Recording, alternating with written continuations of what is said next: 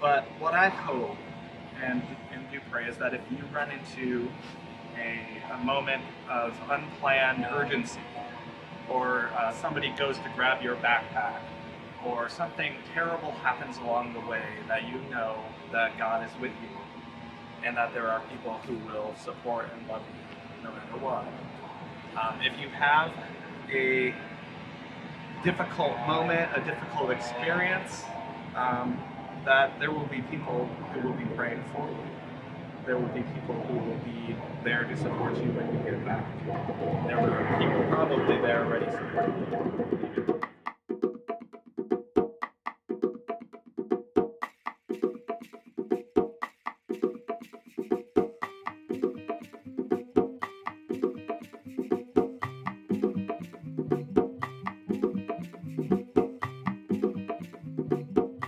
I was expecting it to be really hot because, you know, a lot of humidity and warm weather, which I was really excited about. I expected UCLA to be like the last one, and it wasn't. I was also expecting to revisit some of the things that I've already seen in the Philippines, particularly the poverty that some of us from where we're from in the U.S. May not be used to. Before we left for the airport, we all met here at the conference office. We had a blessing from Erin, Yokota, and Pastor Scriven. Say hi. Hi. Hey, everybody. Hi. My first impression of the Philippines when we arrived in Manila was what I expected. It was very busy and bright and loud. They drive a whole lot differently than we do, which I thought was exciting. Some people found it slightly scary. I thought that everyone was really helpful and really hospitable. They helped to teach me what a true culture of hospitality is. Hi, my name is Shikai, and I work with The National Council of Churches in the Philippines, otherwise called NCCP, is an ecumenical group of churches, mostly Protestant, that work on social justice issues and solidarity and advocacy in the Philippines. They come together to help out the urban communities, especially when tragedy hits. And they were a wealth of knowledge and really great people that I'm glad I got to get to know. Some of the members that we traveled with were from Cal Nevada, Cal Pacific. Who are passionate and committed, funny, definitely intelligent, and definitely ready to make a difference in the church now. We did a mixture of both tourist things and informative things about the area and the history relating to the Philippines and Manila. We had a chance to check out Intramuros, which is the oldest district in Manila. We had a chance to visit Jose Rizal Park, which had a couple of beautiful monuments to Jose Rizal, the Filipino national hero. We also went to another major mall and to one of the urban living communities. Palenque, which is a community alongside a river. They all work hard. They have jobs, mostly small entrepreneurs, and they live in little tiny spaces on the edge of this river. They're living in a state where at any moment they could be told they need to move out and be moved to somewhere completely different. Corporations later on were allowed to basically move waste into that river, which was a place for this community to thrive. For me, there's a salt plantation now is full of garbage and dump. The space per family is very small. The walking ways between where we came into the community and our tour were long, narrow passages just on a very sliver of land at the edge. And despite that, they still had an air of always being happy and satisfied with what they have. We're thankful that you have been part of the community. It's these things, these like shining faces that we saw as a group together that I feel that really made an impact with the young people who we were hanging out with. This is something that we need to keep talking about, and something that we definitely need to show others, not just keep it to ourselves, but definitely show everybody that what is happening, because it's not just here, it's in different parts of the world. The children really loved our group. They were singing songs, they were breaking bread with one another, they were so happy. That's the thing that really stuck out with me. Before we went on the trip, we packed candy, we packed bags, and with a little help from our other members of the Western Jurisdictional Conference team, we stuffed bags with shirts and goodies to give as a gift to our hosts. Deep down, I know that was just a short-term thing. It was a short-term solution. It was just a way to show our respect. But I know when I left there asking myself if there was something else we could do for the people in this community. And when I think about what we just learned, what is it we can do, not necessarily me as an American, but as another person, what can we do to help uplift this community? And that's still a question that still looms in my mind.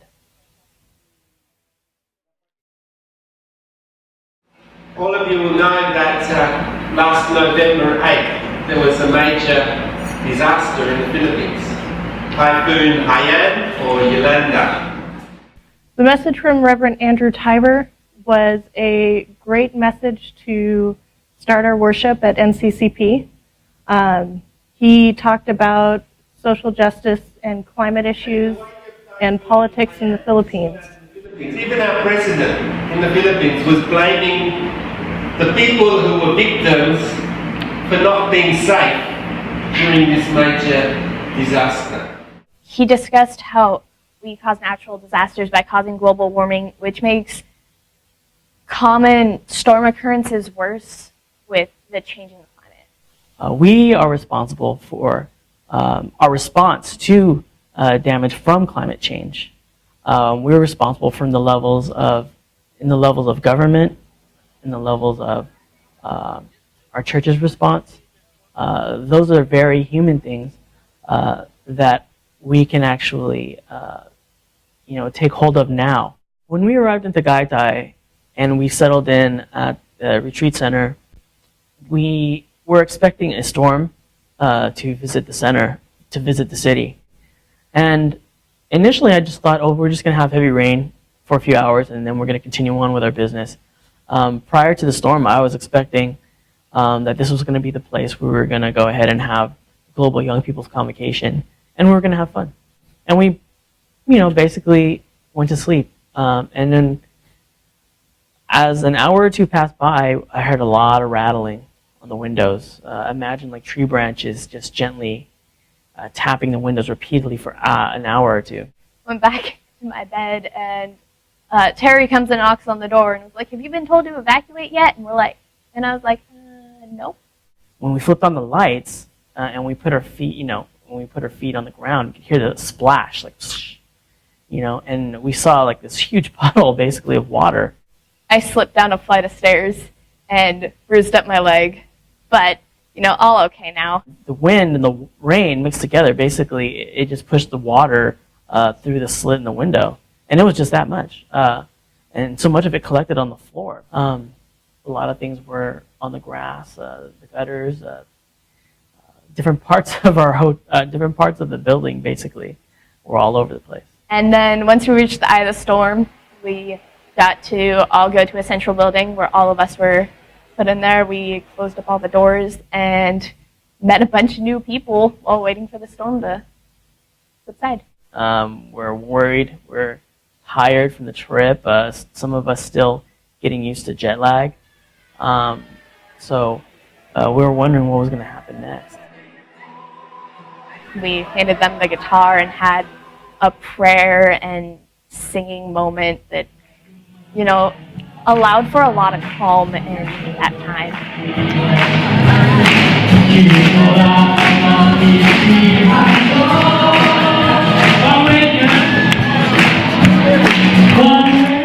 All of us were finally okay. We're all accounted for. Name by name, they called us. We now have experienced a typhoon, so we now can empathize with those we hear on the news who have gone through a typhoon. And we made it out of the Tagaytay. It was a rough experience, but we made it.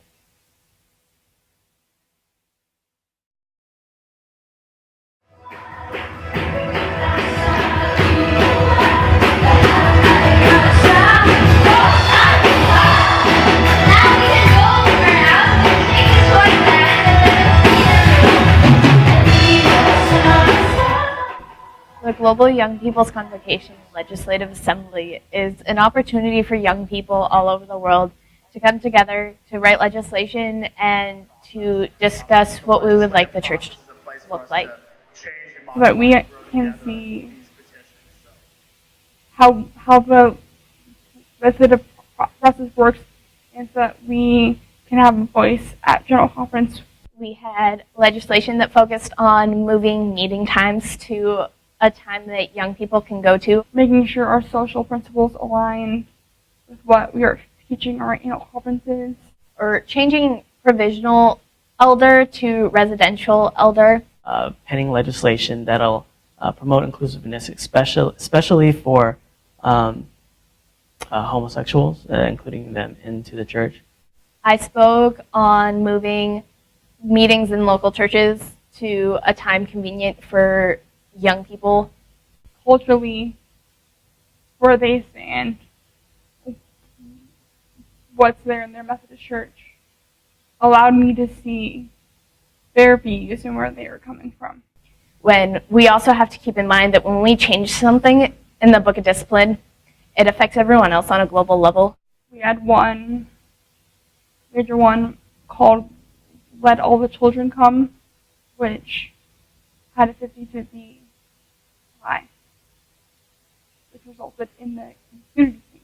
The discussion last night in which the House was divided caused further conversation, and persons from both sides have asked that we reconvene to consider a statement they have jointly prepared. The DMYP Statement of Unity talked about, even though we are people who come from totally different cultures and currently are clashing on the issue of homosexuality, we do not call for a schism of the church, even though there's been a lot of talk about it.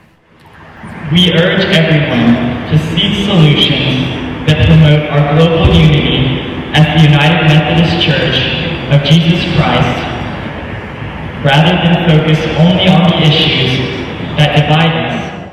During the legislative process that you might not think alike or believe alike. There were a lot of bridges we had that were burned, and a lot of things came up, and a lot of people went to sleep really unhappy with how everything was settled.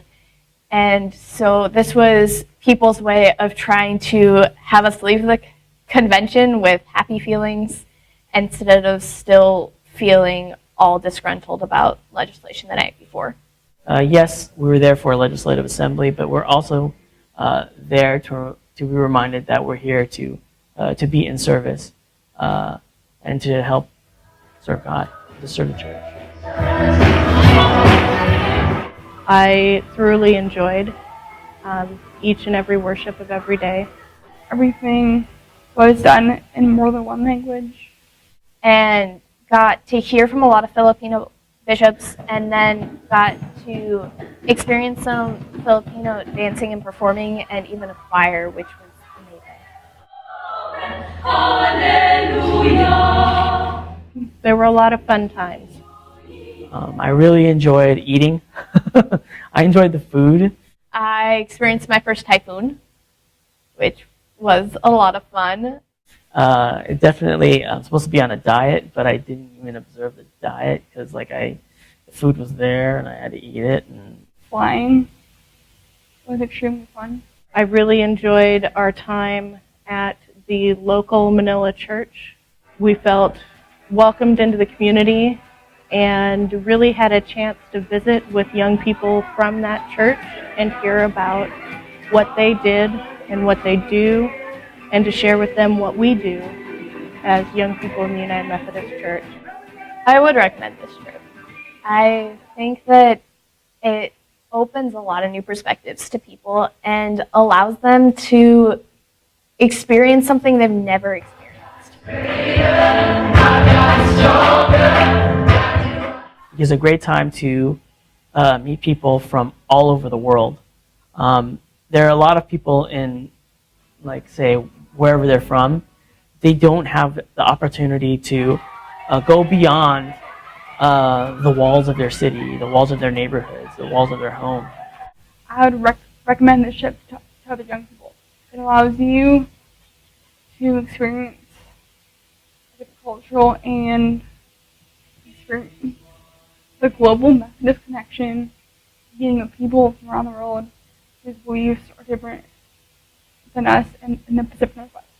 Young people are the present of the church. They're not the future of the church. They are the present. It's entirely another thing to go to a different country and have people brought from all over the world, all from different backgrounds, with different problems in their countries and different things they're dealing with, and talk about it. You never get a chance to do anything like it.